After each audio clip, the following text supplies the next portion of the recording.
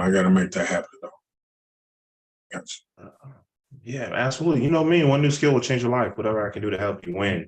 So the goal for this session, Wednesdays we'll do a workshop. Let's see here. And then on Sundays, we'll do sales success. We'll kind of set some strategies, set some goals for the week. Saturday will be support, where we'll do a little bit more Q&A. And that's really where I want this to be, where it's a little bit more interactive, where people of all skill levels can get the support they need. So I'll start sending out a poll more regularly. But for today, I'm going to go ahead and share my screen. The number one question I get, and maybe you've asked yourself this question, is how do I increase my sales without sounding salesy? And I never really heard that before. I've been in sales for about 15 years now. And I never really heard that until I started training other people. And they expressed concern, like, man, you know what, Bruce, I don't want to sound like a salesperson. And I said, well, what does a salesperson sound like? What does that mean? And what I started to discover, people have some very negative thoughts about sales. And so I ended up moving from sales trainer to more of a life coach. We had to break through some limiting beliefs. So to answer that question, well, let me put my question mark on there. I don't even know if salesy is a word, but everyone knows what I mean when I say that. To answer that question, we first have to define sales. Sales is service. It's connecting someone with a problem to the best solution. When you look at sales this way, we have a lot less guilt about charging someone for the solution because we're here to help them. Then invariably, I get the question, well, if you want to help them, why do you charge? If you're listening to the podcast, you hear me typing away. We do all these lives. If you want copies of the training, just let me know. Let me increase this font just a little bit here. Make it easy to read. There we go. If you want to help them, why don't you charge? And this is something I didn't realize or hear about until I got to entrepreneurs. I didn't hear this comment until I started talking to small business owners. I didn't hear this comment till I started talking to individuals that had never started a business before. And it was fascinating to me because I've been charging people for things, well, it's going on 20 years now. If you've ever rung a cash register, you're charging someone for a product or service. And so what's fascinating to me is you've ever worked for a company, they're charging their clients, that's to keep the business running, that's your paycheck. So they didn't have any guilt about it until someone was giving them the money.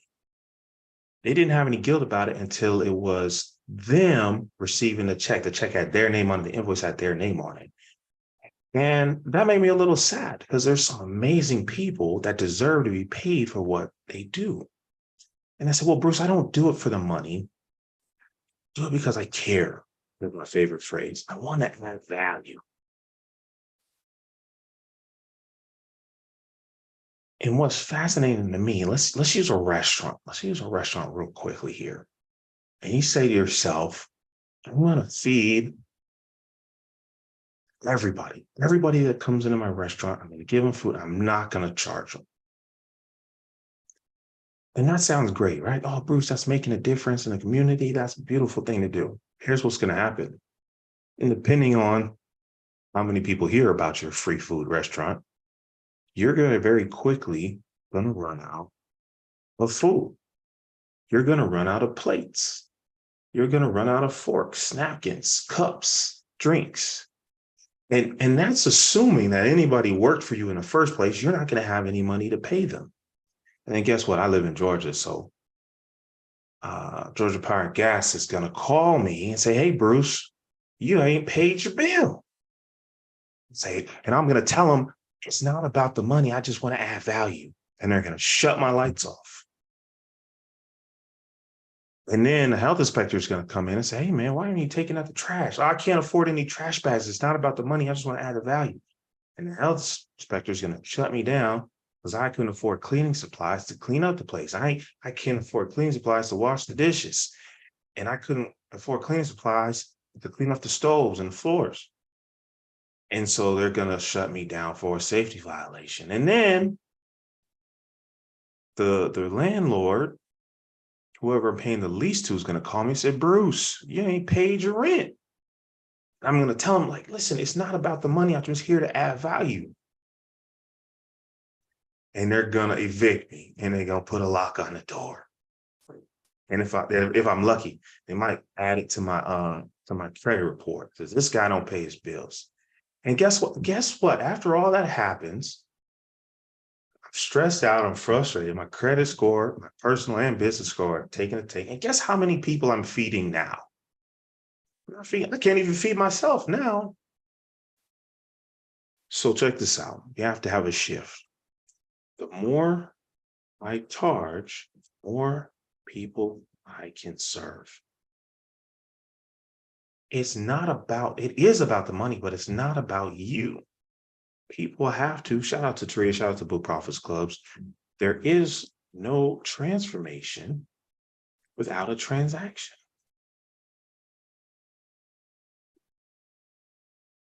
There's no transformation without a transaction. And there's 4 ways people pay.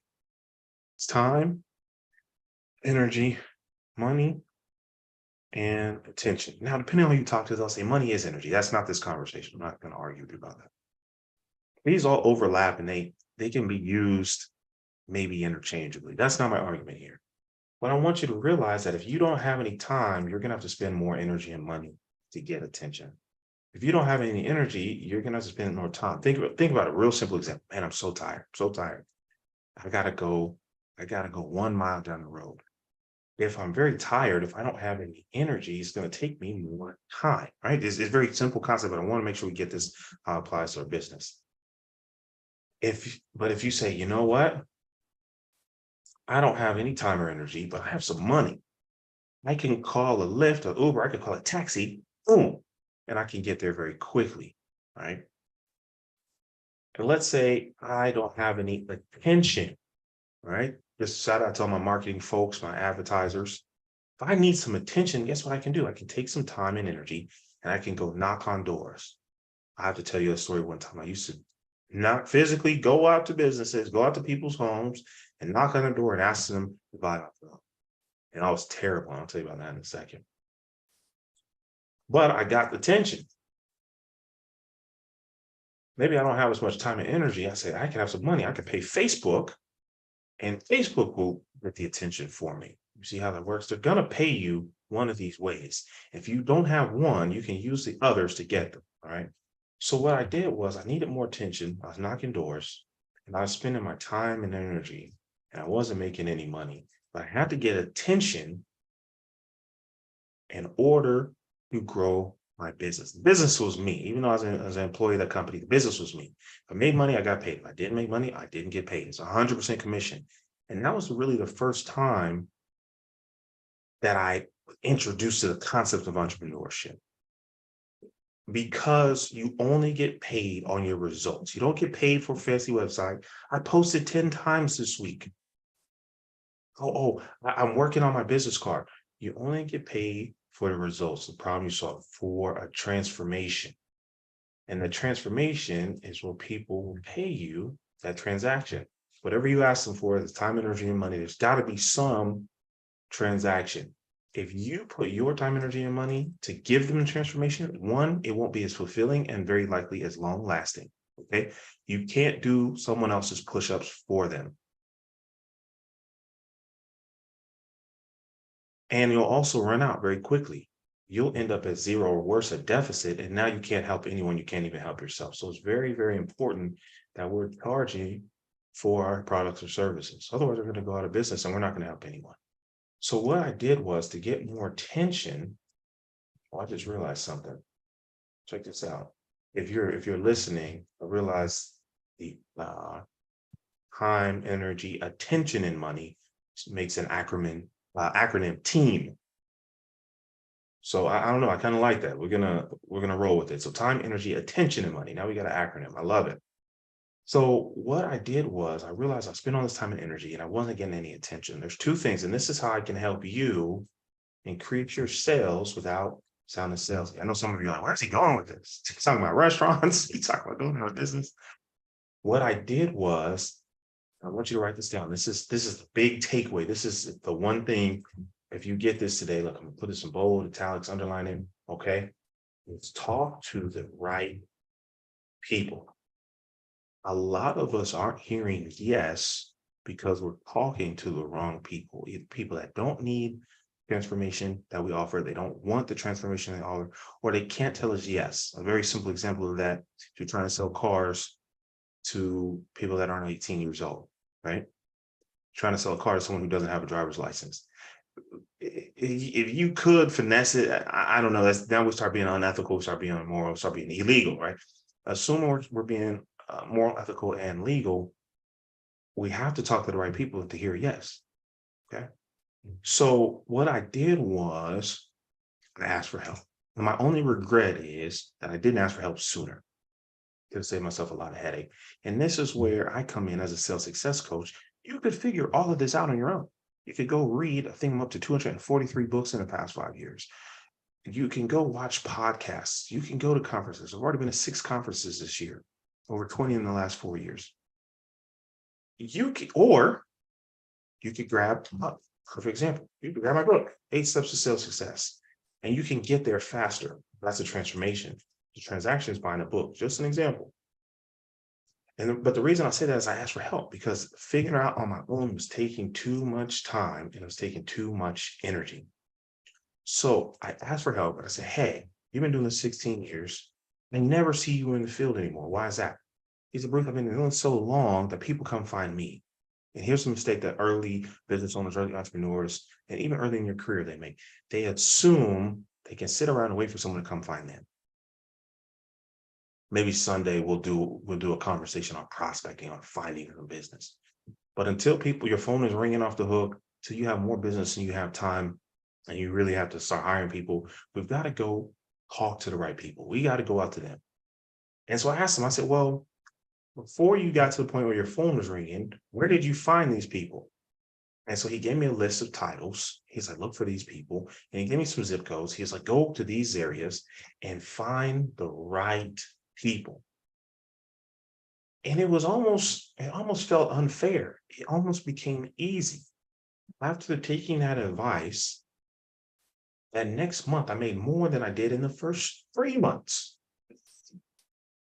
Doesn't that sound nice? Who wants to beat their quarterly record in a month? One of my favorite success stories. Let me see if I can find this real quick. Let's see here. Let's go to Twitter. Let's see, is it still screen sharing? All right, beautiful.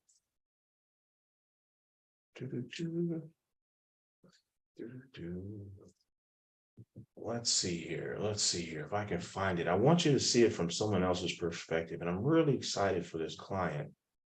Here it is. Here it is. So she says, Bruce, you'd be so proud right now. Remember the revenue I made for July? I've already made that in August, and we're only 9 days in. I did exactly what you said. Listen, get a coach, ask for help. I did exactly what you said. I developed a better system of follow up with leads. This coach knows his sales stuff. And if you're watching this, you see my GIF just flying because I love it when my clients win. It's so satisfying. I tell a lot of people the same things, and they'll be on trainings like this one that are free. They don't go do anything with it. So for her, it was talking to the right people, and I was talking to them more than once. That's another training for another day. But it starts with the right people. And one of the exercises I did with her as my client was say, who are the right people and who are the wrong people? So we can talk to the right ones and avoid the wrong ones. And that's how she did a month in 9 days. Doesn't that sound like a nice way to run a business? You're doing a month. No, we're not talking about running no extra ads and working no extra hours. the same thing, the same time, energy, and money that you're already spending, but you're talking to the right people. That's how you achieve sales success. It's almost simple. And that's actually the title of my next book. Sales Made Simple.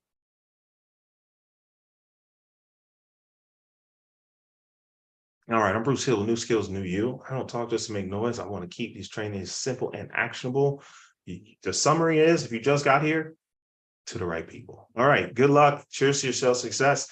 If you want to stay up to date with trainings, workshops, and other resources, visit www.ineedsalessupport.com. Talk to you soon. All right.